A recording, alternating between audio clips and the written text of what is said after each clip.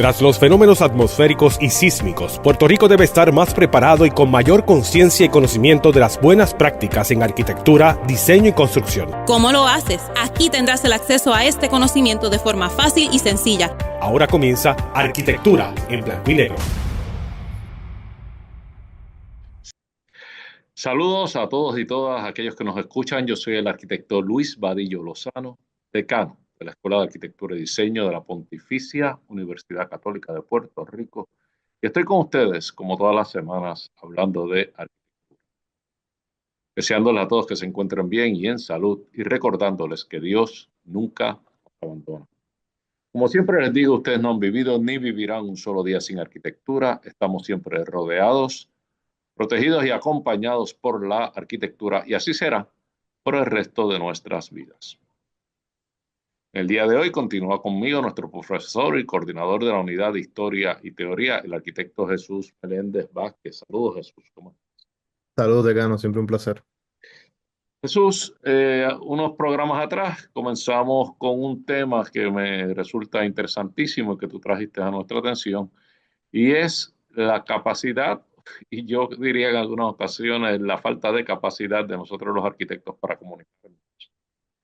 Pero tú vas más allá y enfatizas en la importancia de la comunicación y no solamente la importancia, sino que nuestra capacidad de comunicación puede aportar a nuestra capacidad creativa y, y a la capacidad nuestra de organizar nuestros pensamientos y por lo tanto de organizar nuestras ideas. Pero nada, eh, yo creo que es sorprendente esta relación que, digo, no es tuya, pero que has traído a nuestra atención y que nos hace reflexionar precisamente sobre tantas y tantas cosas que nosotros a veces leemos o a veces escribimos y que si prestamos atención nos damos cuenta de que estamos escribiendo y leyendo para nosotros y no para un público mayor, lo cual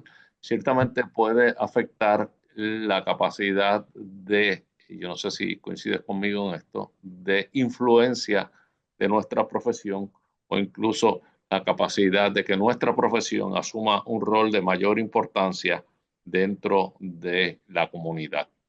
Dicho eso, me gustaría escuchar qué ángulo estarías interesado en compartirnos a nosotros hoy, de manera que podamos tomar o retomar la conversación que llevamos acerca de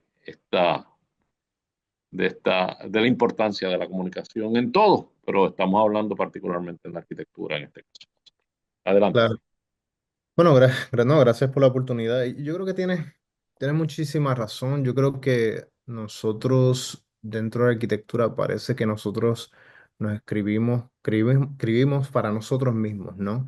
Entonces, tendemos a olvidar que existe un público que no necesariamente está entrenado en arquitectura y que inclusive estaría muy interesado en saber qué es esto, qué es este mundo de nosotros que parece tan oculto, ¿no? O que ocurre atrás bambalinas, ¿no? De la realidad.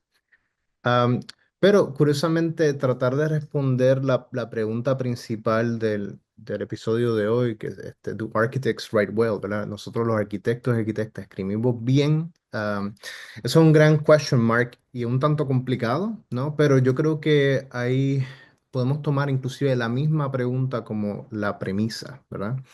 Am, y curiosamente, cuando uno intenta acercarse, inclusive para tratar de entender esto, y yo puedo hablar desde mi propia experiencia como exalumno, o sea, alguien que estudió arquitectura, realmente fue complicadísimo tratar de descubrir qué es esto, ¿verdad? Y aún así, con todo el tiempo que ha pasado, yo sigo suspicious, un poco escéptico si realmente se entiende bien qué es esto de arquitectura, porque cuando uno empieza a leer, es como entrar a una tormenta con muchas referencias. A veces es muy complicado que los mismos arquitectos o arquitectas que escriban realmente tengan como que este pensamiento de autorreferenciar otras referencias mismas como para poder educar o inclusive invitar al lector o lectora a abundar un poco más, ¿verdad? Y esto como que nos lleva a crear un tipo de entramado, un tipo de laberinto que a veces no tiene salida, ¿no? Y entonces como que eso crea algunas ciertas complicaciones, ¿no?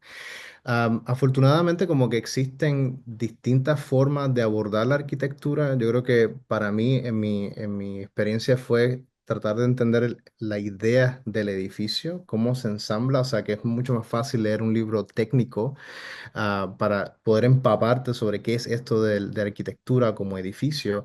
Y luego de que tienes ese andamiaje, entonces abordar ideas complicadas, que yo creo que ahí es donde uno accede a la teoría de la arquitectura, que es la que se encarga de explicar los fenómenos particulares de la implicación del edificio para nosotros, en relación con el ser humano. Yo no sé si coincides conmigo. Sí, coincido contigo y quisiera añadir algo. Nosotros empezamos este programa siempre eh, diciendo, y la gente me escucha constantemente toda la semana, afirmando en la introducción del programa que estamos rodeados, protegidos y acompañados por arquitectura y así será por el resto de nuestras vidas. Siempre hemos estado, todos los seres humanos, hemos estado constantemente a lo largo de todos los días de nuestra vida, rodeados y acogidos y protegidos por la arquitectura. Quiere decir que la arquitectura debiera de ser algo familiar para todo el mundo.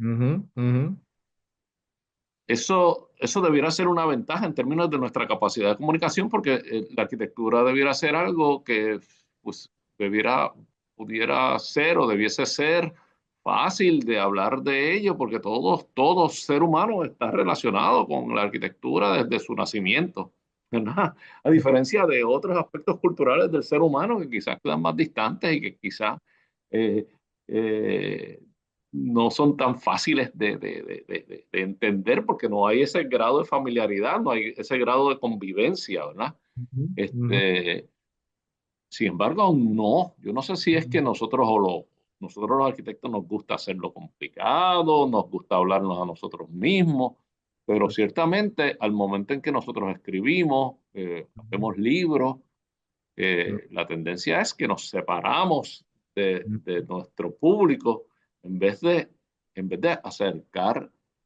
acercar la arquitectura. Eso a mí me está curiosísimo. Además, yo creo que sería tan fácil porque tenemos un producto tan bueno. O ujú, sea, la arquitectura es un producto fácil de vender. ujú, Es un producto atractivo, es un producto conveniente. O sea, que la gente debiera de querer escuchar de arquitectura, pero no, la manera en que muchas veces abordamos nosotros el tema de la arquitectura, lo que ujú. hacemos es que enajenamos al resto de la humanidad sobre un tema que yo creo que la humanidad le encantaría leer de él y entenderlo más y poder compartir, pero no es así. Nosotros nos encargamos de decir, no, aquí nosotros vamos a hablar de arquitectura y tú no vas a entender lo que nosotros hablamos, pero adelante.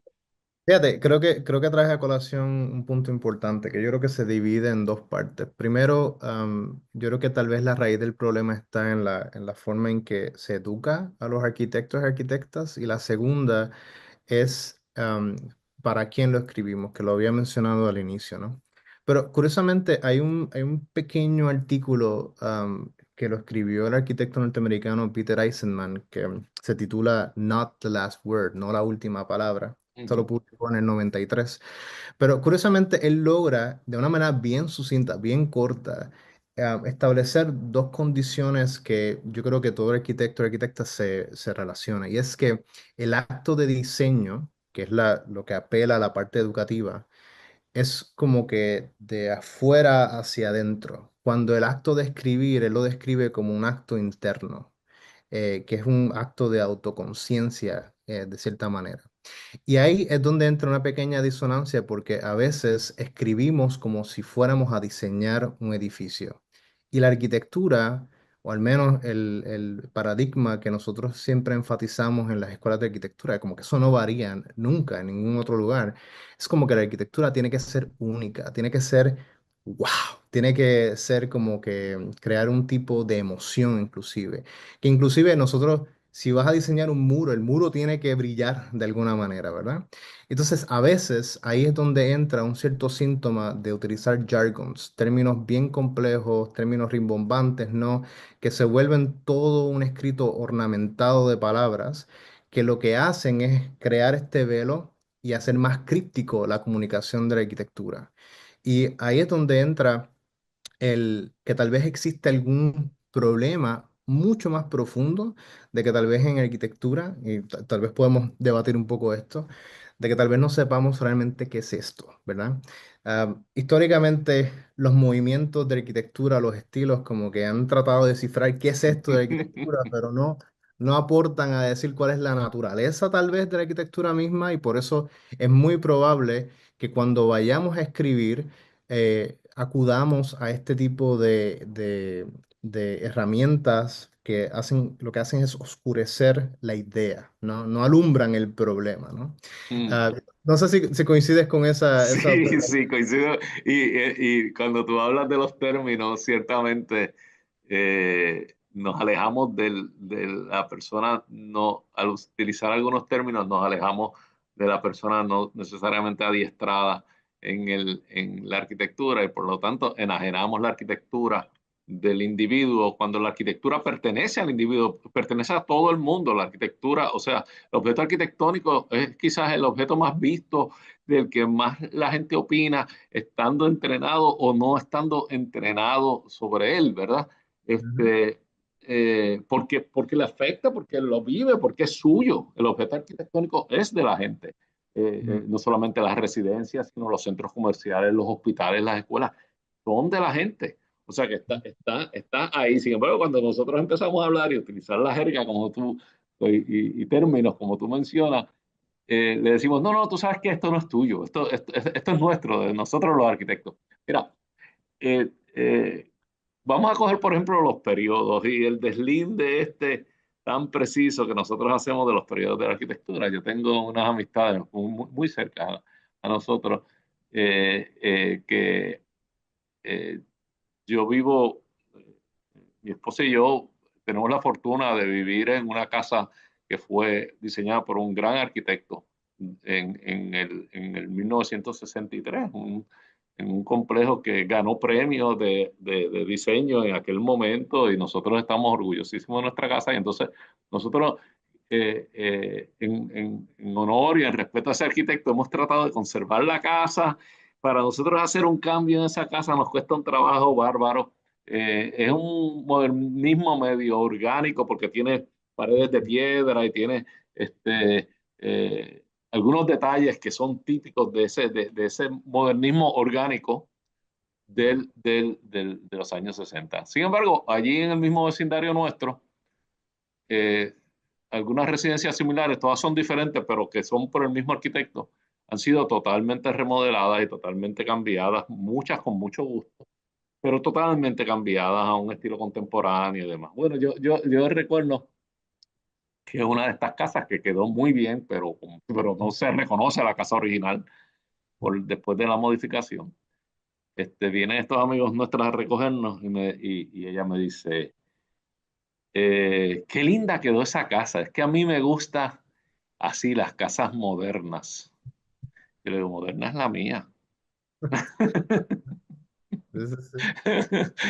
No, no, pero la tuya no, porque la tuya se ve antigua. Yo digo, no, no, no, no, no, no, no. Yo digo, no, la mía es moderna. Right, right. Tú estás refiriéndote a esta casa contemporánea o postmoderna. Y ella dice, ay, yo no sé, esos términos de ustedes ya me tienen confundido, pero a mí me gusta Sí, sí, que perdí, estaba lost in translation, perdí, no sé, ahí se perdió toda la comunicación. ay, mira, pero, fíjate, es curioso, eso es un gran ejemplo porque significa que si como profesión estamos organizados, tal vez como disciplina, como campo de conocimiento, estamos completamente desorganizados, ¿no? Y la cuestión es que nosotros producimos y producimos y producimos, o sea, no es que nosotros no escribimos, o sea, hay arquitectos e historiadores que escriben todo el tiempo y comunican ideas de la arquitectura todo el tiempo. Pero aún así, se nos ha hecho tan y tan difícil establecer common grounds, suelos que podamos pararnos todos sin que tengan alguna connotación de estilos de arquitectura, que yo creo que ese es el gran talón de Aquiles de nosotros, ¿no? Y sobre todo, se nos hace bien difícil establecer términos que sean constantes, ¿verdad? Que podamos decir, bueno, esto es modernidad, esto es modernismo, esto es lo moderno, esto es la posmodernidad, ¿no? Y yo creo que a pesar de que yo personalmente yo no sigo tanto el argumento principal de los estilos de arquitectura, yo creo que es buenísimo para categorizarla, para organizarla, pero a veces la reduce en componentes que no necesariamente comunican la idea completa de arquitectura, ¿no? Pero ciertamente es un gran esfuerzo que ha organizado la arquitectura desde los últimos 2 siglos, ¿no? Desde el siglo XIX hasta el presente, ¿no? Lo único que a veces se nos olvida que creemos que la arquitectura son estilos, son las demarcaciones, son los componentes que lo hacen, cuando realmente la producción de arquitectura es mucho más compleja, está mucho más orgánica, ¿no? Los estilos no ocurren en periodos, hay overlaps todo el tiempo, ¿no? todo el tiempo. Ah, y no sé, como que yo creo que faltaría este tipo de ideología de consenso dentro de la disciplina como para poder nosotros finalmente organizarla, ¿no? Y de ahí aprovechar a comunicarla, porque eso no pasa en otras disciplinas, ¿no?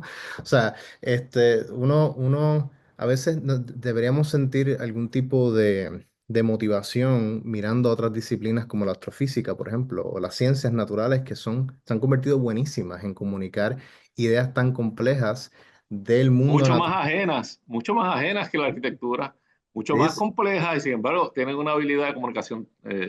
Quizás porque la comunicación no se la dejan a ellos, no se la dejan al científico, sino que la mm, adoptan comunicadores que utilizan las eh, utilizan al científico para los statements, pero en realidad hay una máquina de comunicación detrás que es mucho exacto, más efectiva que la nuestra, exacto. ciertamente.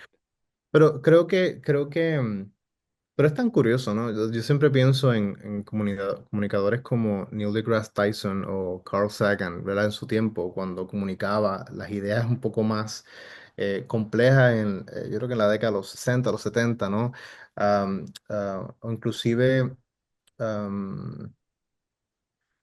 bueno, hay otros científicos que hablan un poco más complejo, pero siempre han tratado de comunicar estas ideas en el formato del texto, ¿no? Como para que dure, y ellos saben bien cómo utilizar y comunicar estas ideas, porque una cosa es comunicarlo verbalmente, que los arquitectos y arquitectas son buenísimos en eso, pero comunicarlo a nivel escrito otro skill, otra habilidad, que es comunicarlo verticalmente. Eso es algo que... Yo voy a diferir contigo en que seamos tan buenos comunicando verbalmente. Yo creo que hasta verbalmente fallamos tremendamente. O sea, tú que mencionas a Carl Sagan, yo recuerdo, siendo yo joven, una cosa que me impresionó de él, y él hablando de cómo, de la maravilla que es la naturaleza, del balance perfecto que hay entre, por ejemplo, el planeta Tierra y la Luna y como si la Luna hubiera estado unos kilómetros más lejos o unos kilómetros más cerca, la vida no sería posible en la Tierra, o sea que está hasta a la distancia exacta, la inclinación exacta y ese nivel de precisión y cómo el universo cayó en ese Ujú, orden perfecto. Y entonces él utiliza, y yo recuerdo esto y yo me quedé sorprendido, dice, coja usted ujú, para que usted vea la maravilla, coja un reloj automático, un Omega, un reloj de estos complejos de muchas piezas, un Omega, un Rolex, una cosa de estas ujú, automáticas, un reloj, y suelte, rómpalo en todas sus piezas, en sus cientos y cientos y cientos de piezas y poleas y joyas y todo esto, y métalo en una bolsa. Yo me acuerdo de esa imagen, yo era un muchacho entonces. Y ujú, entonces dice, ¿cuántas veces usted va a tener que sacudir esa bolsa ujú. para que todas las piezas caigan en sitio? Entonces dice, la posibilidad existe. Right. Existe la posibilidad de que usted ese reloj desarmado lo meta suelto en una bolsa y sacuda y todas las piezas cuando caigan, caigan en su lugar. Ujú. Exacto. pero la probabilidad es increíblemente distante. Esa es la maravilla del universo, como Mm, todas estas piezas caen en su lugar de manera perfecta. Y entonces yo oí eso y yo dije, wow, qué mm, clase de explicación, o sea, qué clase de imagen. Y exacto. yo no he visto que nosotros, como, con ideas mucho más sencillas y mucho más comunes para el ser humano, no hayamos logrado unas imágenes tan claras como una imagen como esa. Oye, pero te nos acabó esta primera mitad. Cogimos la segunda mitad de unos minutos. Estuvo buenísima la conversación. Disculpa de que al final la monopolicé un poquito. A todos ustedes, por favor, no se separen. Estamos con ustedes unos minutos. Esto es Arquitectura en Blanco y Negro. Ahora comienza Arquitectura en Blanco y Negro. Amigos, aquí de regreso, yo soy el arquitecto Luis Vadillo Lozano y esto es Arquitectura en Blanco y Negro, programa en el cual todas las semanas les estamos compartiendo nuevo contenido, conocimientos de esta bella profesión, aquellos que les sirvan para evaluar, observar, saber exigir y saber apreciar la buena arquitectura. Continúa conmigo nuestro distinguido profesor y coordinador de la Unidad de Historia y Teoría, el arquitecto Jesús Meléndez Vázquez. Saludos, Jesús. Gracias por no dejarme solo. Claro, claro.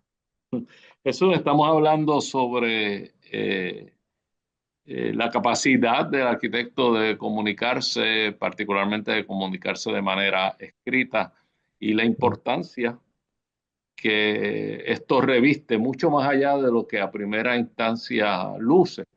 Y ujú, escuchando tu inquietud y agradeciéndote que hayas traído este tema a nuestra atención, ujú. me recordé y te compartí el otro día de algo que yo leí relacionado a este tema sin saber que íbamos a estar tú y yo hablando de esto, o sea que es pura coincidencia.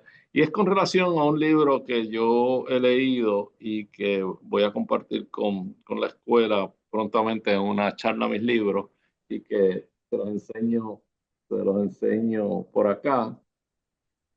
Do Design Why is Key to Everything. Y esto está escrito por Alan Moore, quien no es arquitecto.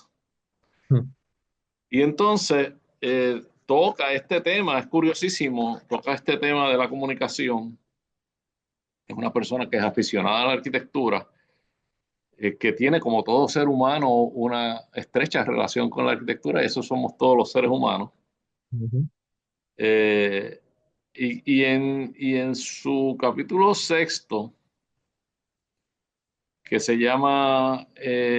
titula, y voy a traducir, Entendiendo el lenguaje, estoy traduciendo del inglés directamente, nos dice lo siguiente, quiero leértelo para que quizás lo usemos como punto de partida para esta segunda mitad. Y ujú. traduzco. Sugiere Moore en este capítulo, amplía tu lenguaje, nos dice.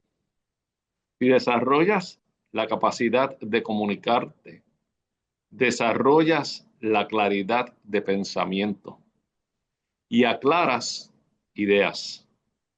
Si la palabra, si la palabra para tu idea no existe, dice, entonces invéntala. Es curioso eso. Yo creo que los arquitectos somos expertos en inventar términos.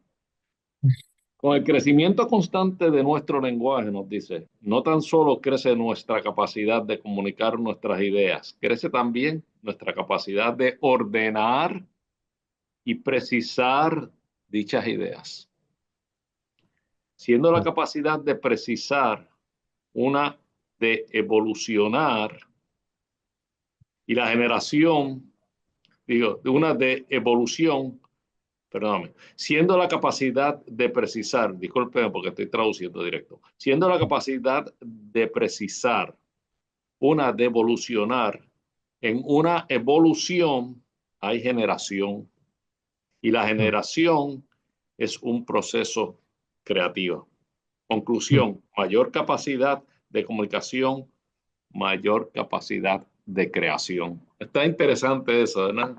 Con esto te dejo, te pongo un pie forzado, cógelo por donde tú quieras y continuamos nuestra conversación. Fíjate, es algo curioso que alguien que no sea arquitecto entienda un poquito mejor cuál debería ser el modo o actitud hacia la arquitectura y cómo se comunica, ¿no? Y que él sabe que tal vez la forma de escribir es un medio para poder desarrollar el pensamiento, para entenderla y ordenarla, ¿no? Que tal vez es la inquietud principal mía que te estaba comunicando al inicio sobre que tenemos este problema de una disciplina desorganizada, o sea, el conocimiento está desorganizado, ¿no? O sea, que yo creo que tal vez el tener a Alan Moore como una referencia obligatoria para todo arquitecto debería ser una que se asigne, ¿no? Pero es curioso, o sea, yo tengo algunas imágenes, no sé si te sería interesante Sí, me ver sería, un yo creo par. que te di oportunidad de compartir, si no, sí, puedes compartirlo. Aquí tengo aquí. Bueno, ok, súper rápido, no es algo muy complejo, pero sí quería como que volver a estos temas particulares porque habíamos hablado sobre Neil deGrasse Tyson y cómo figuras de otras disciplinas, que para mí yo casi que la disciplina de la astrofísica y la arquitectura son como que estas disciplinas gemelas, pero fraternas, ¿no? Que miran el entorno desde otro ángulo, ¿no? La astrofísica, el universo, ¿verdad? Que reside en nuestro planeta y por ende residimos nosotros, y nosotros vemos el entorno construido que toma de referencia el mundo natural, ¿no? Pero que curiosamente ellos han tenido esta forma de ver el texto como esta forma de desarrollar el pensamiento, esta forma de entender los principios y fundamentos del mundo natural y llegar a ordenarla como principios y fundamentos para nosotros, ¿no? Que curiosamente ellos no escriben para sí mismos, aunque sí tienen ciertas áreas, ciertos sectores como los papers o las revistas académicas, pero los libros de consumo para el pópulo, ¿verdad? Que no son expertos en la materia, ellos lo toman bien en serio, ¿verdad? Esta forma de crear este tipo de inquietud a la disciplina. Yo creo que eso es algo que nos hace falta a nosotros. Curiosamente, había hablado también sobre que tal vez los modos de comunicación en la arquitectura no son tan efectivos dentro de la arquitectura, y yo tomo una figura un poco polémica, aunque Ren Koolhaas, ¿verdad? Este arquitecto y autor holandés, ha tenido una carrera prolífica en producir no solamente edificios, pero escribir sobre arquitectura. De momento, es un tanto polémico el entrar o tratar de entender arquitectura desde su punto de vista, porque él tiende a escribir lo que, curiosamente, Michael Sparks, que es un autor y arquitecto y que ahora mismo es actual decano de la Escuela de Arquitectura de Syracuse. Él define como estos experimentos de la escritura, ¿no? O escribir experimentos, que son formas de tratar de producir un texto que como que produce arquitectura o que da un punto de partida para producir arquitectura, un punto de referencia, pero que aún así el texto es un elemento tan importante que muchos arquitectos han utilizado o se han acercado al libro o al texto como otra forma de diseño, ¿no? Aquí tienes una imagen del libro Small, Medium, Large, Extra Large, que hay una anécdota curiosa porque es un libro que casi lleva a bancarrota a la oficina de Office for Metropolitan Architecture, OMA. Sí, ¿no? O sea, Lo habíamos discutido en un momento dado nosotros mismos. exacto, sí, que yo creo que es un buen momento para decirles a los que nos están escuchando que pueden buscar el episodio de Renkulhas para poder refrescarse un poco la memoria. Exactamente. Ah, pero que curiosamente Renkulhas es una figura que ha utilizado el texto como esta forma de comunicar ciertas ideas, o inclusive como lo que sugiere es tratar de entender qué es esto de la arquitectura, ¿no? Claramente él nunca hace esta impresión de que él sabe qué es arquitectura, pero utiliza el medio del texto para descifrarla, ¿no? El problema es que a veces se vuelve muy críptico, se vuelve muy oscuro, ¿no? La forma de entender sus ideas, y por ende lo hace inaccesible, ¿no? Am, Así que eh, para hablar un poco así de lo histórico y tal vez como que abundar en otro componente del tema, siempre en la arquitectura hemos estado amarrados a la escritura y esto ha sido del comienzo de los tratados arquitectónicos como los 10 libros de Vitruvio, que son como este set de instrucciones sobre cómo tú te emplazas en el sitio, en un lugar, cómo tú ensamblas la arquitectura, inclusive cómo puedes utilizar la arquitectura para defenderte en un sentido militar. Pero también tenemos libros de arquitectura, como los 10 libros de arquitectura de León Battista Alberti, que hablan sobre el componente del edificio que considera el espacio arquitectónico, ¿no? Como ese centro, ese nuevo epicentro de la arquitectura de la modernidad que comienza en el siglo XV, ¿no? En el Renacimiento y que luego del tratado se modifica a la idea del manifiesto, que también invito a los que nos escuchan a ver el programa dedicado a Beatriz Colomina, que habla sobre el manifiesto como medio, ¿verdad? Que fue ese componente tan importante para los arquitectos del siglo XX, para comunicar ideas de arquitectura, pero también el medio, el escrito, el texto se convertía en una forma de arquitectura, ¿verdad? Así que me quedo aquí un momentito porque creo que estos tres libros, La complejidad y contradicción en arquitectura del libro de Nueva York y El estado de la arquitectura de principios del siglo XXI, resumen tres ideas, tres observaciones que Michael Speaks abunda en este texto titulado Writing in Architecture, que también coincide con Peter Eisenman en 1993. Y es que tenemos tres formas de producir en la arquitectura, que yo creo que eso es algo bien importante. A veces nosotros producimos arquitectura o textos de arquitectura que son de carácter institucional, es decir, son aquellos textos que se desarrollan dentro del aparato productivo y distributivo, ¿no? De las ideas sobre la arquitectura, que eso se traduce a las casas editoriales. También él habla sobre esta idea que utiliza un término en francés, écriture, architecture, que es escribiendo arquitectura, en donde la intención muchas veces de esos textos es como reconcebir la lectura y la escritura como una forma de producción y que usualmente hace una referencia cruzada entre textos, un cross-referencing. Eso usualmente se llama un espacio intertextual, disculpen por la pronunciación. Y por último, Delirio Nueva York representa este tipo de experimento de arquitectura, que es la creación de una fuerza o energía impredecible que impulsa arquitectura, ¿no? Esos son los tres tipos de escritos, de textos, que hasta el momento se pueden como que pinpoint, se pueden identificar dentro de los escritos contemporáneos y escritos antiguos de la arquitectura que van más allá del componente técnico, ¿no? Del componente pragmático de entender un edificio. Nada, o sea, quería comentar eso porque creo que es importante que el público sepa que no solamente existe el texto técnico de cómo se ensambla el edificio, pero que hay personas dentro de nuestra propia disciplina que han, han logrado crear categorías, ¿no? De cómo es que pensamos sobre arquitectura, ¿no? Y yo creo que eso es algo importante que debía como que comunicarlo lo más rápido posible en esta segunda mitad.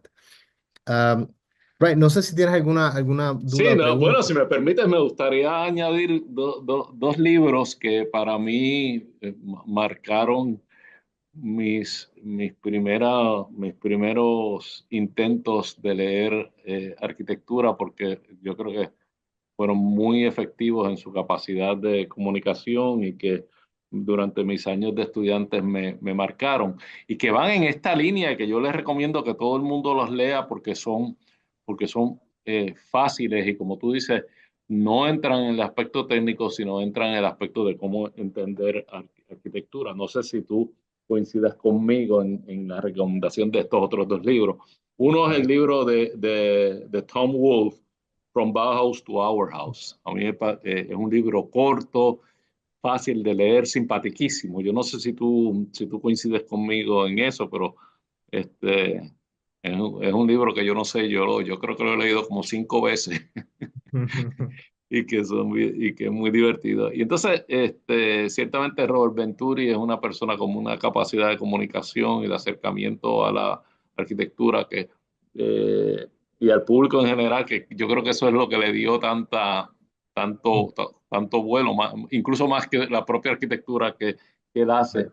Y Complexity and Contradiction ciertamente es un gran libro, pero él escribe otro libro en colaboración con su esposa, con Denise Scott Brown, que todos conocemos, y es Learning from Las Vegas. Y Learning from Las Vegas es un libro también que a mí me resultó sumamente fácil de leer, sumamente interesante. Hay una intención detrás de estos dos libros y de los mismos que tú nos compartes, hay una intención de comunicar. Yo creo que de los tres libros que tú mencionas, quizás el más difícil es el de State of Architecture at the Beginning of the 21st Century. El problema no es de Bernard Shaw ni de Irene Shen, que yo creo que ellos tienen en sus escritos son efectivos. Es que hay otros invitados que son grandes arquitectos y que no tienen tanta capacidad de comunicación en Bueno, eso, en sus participaciones. O sea que eso, eh, a mí me parece que el Rem Koolhaas hace un esfuerzo de comunicación interesante, es una persona muy bien formada, pero ciertamente eh, hay un esfuerzo en escribir, y el escribir te ayuda a ordenar tus ideas. Es curioso porque tú me compartiste un podcast. En esa conversación nos comparten que a veces el escribir es medio tortuoso, es Ujú, difícil. Y entonces tú ujú, nunca sabes cuándo es el momento, si es cuando la idea está madura, si cuando has hecho toda la investigación, o si debes de escribir cuando tienes la actitud o cuando tienes la inspiración, y si el escribir es para mostrar, es para presentar tus ideas, o si ujú. escribir es para descubrirlas y explorar sobre tus ideas. Eso, sea como sea, a mí me parece que debemos llegar a la conclusión sobre la importancia Mm, que es escribir. claro, Eh, y es importante hasta para el proceso creativo. Yo creo que es right. muy importante para el proceso creativo. O sea que, nada, pero por favor continúa con tu presentación, porque la verdad es que Fíjate, eh, creo quiero que mencionas. interrumpirla tanto. Sí, No, no hay adelante. problema. Yo creo que mencionas algo importante, por eso es que incluí cómo nosotros podemos escribir bien entonces, ¿verdad? Y siempre yo tengo tres recordatorios prácticos y consideraciones para poder escribir bien. Primero, en arquitectura, cuando uno escribe un ensayo arquitectónico, uno siempre puede hacer esta comparación como un wall section, una sección de pared arquitectónica, ¿no? Donde para nosotros los arquitectos, arquitectas es el momento donde se ensambla el edificio, donde de momento la idea cobra sentido a un nivel técnico, pero también a un nivel conceptual. Y que a veces nosotros tenemos que utilizar el texto para poder llevar a cabo un argumento. Este es un ejemplo que yo siempre le presento a mis estudiantes de que cuando uno define un argumento es como el escenario, el área de pelea de los sumos, que es un círculo relativamente pequeño, pero que ellos se circunscriben y que la obligación del argumento es tratar de mantener y defender tu idea lo más tight posible, lo más apretado posible, pero que también tienes que evitar que no te abrume o desafíe la idea del contraargumento, que es el equivalente a sacar al sumo, ¿verdad? Al oponente fuera de ese ring. Y por último, recordar que el acto de escritura es un acto humano, ¿verdad? Y que escribir en sí mismo es humano, pero que cuando la idea no está bien clara en el primer draft, en el primer manuscrito, podemos editarlo, ¿no? Y esta frase de Stephen King, que a mí me encanta, siempre la tengo como que al momento de recordar las ideas, ¿no? Cuando escribo, que él dice, To write is humane, to edit is divine. Escribir es humano, editar es divino. O sea que hay un proceso de modular las ideas y que no siempre escribir ocurre en un fin de semana, es un ejercicio constante, es una práctica en todo caso. Así que eso sería todo. Está excelente Stephen King, una de las grandes mentes de la historia, uno de los grandes genios de la historia, no hay duda de eso. Eh, ciertamente, lo único que yo tengo con la escritura es cuán rápido somos nosotros en traducir nuestras ideas en estas marcas que son letras Mm, y palabras, ¿verdad? ujú. Eh, Ese mismo podcast que tú me compartiste es muy curioso porque ellos son muy cándidos en compartir sus Ujú. técnicas. Y entonces, eh, hay, hay uno de ellos que sugiere o que confiesa que escribe a mano, porque como Ujú. le toma más tiempo, le da más tiempo a que sus ideas lleguen y a transmitir sus ideas. Y yo creo, eh, yo no lo hago, yo no escribo a mano para después pasarlo en limpio, ciertamente. No lo hago, pero entonces el resultado es que como el esfuerzo es menor, muchas veces cuando escribo, escribo mucho más de lo que debiera. O sea que la cita de Stephen King viene perfecto porque hay luego una obligación de sintetizar Exacto. y de dejar y sintetizarla como indica el término, es pues de llevar a la síntesis y dejar la esencia. Y, y mientras más claro uno está en las ideas, más fácil se le hace a uno este, determinar cuál es la esencia. Por eso eh, conversamos tú y yo los otros días sobre el poner un límite, que hay gente que no le gusta al momento de escribir, que te digan, escríbeme en 400 palabras. Ah, no, 400 palabras es demasiado, muy poco para explicar mi proyecto, en el caso de la arquitectura. Y yo le digo a mis estudiantes, pero escríbelo en 400 palabras. Y entonces es un ejercicio que tú dices, tú crees que no, pero lo has hecho, has sintetizado, porque Ujú. eh, la tendencia tuya va a ser poner primero, las palabras son tan valiosas, cuando te Ujú. dicen que solamente son 400, las palabras son tan valiosas que vas a poner al frente lo que es más importante. Es como escríbeme una felicitación de cumpleaños o Ujú. escríbele una nota a tu ser querido Ujú. en una tarjetita. Eh, y eso te va a obligar a poner la esencia, que es Right. lo más importante, el ser querido. Cuánto te amo o cuán contento estoy de que compartas la vida conmigo. Inmediatamente vas a la esencia. Y a mí me parece que con la arquitectura debe sucedernos lo mismo. Cuando tenemos demasiado mucho espacio, yo Right. creo que tendemos a complicar las cosas un poco. Ah, sí, no, coincido, coincido. Tendemos a poner más de lo que hace falta, ciertamente. Pero, oye, ha estado interesantísimo el programa, como siempre. O sea, que te agradezco que traigas a nuestra atención estas inquietudes.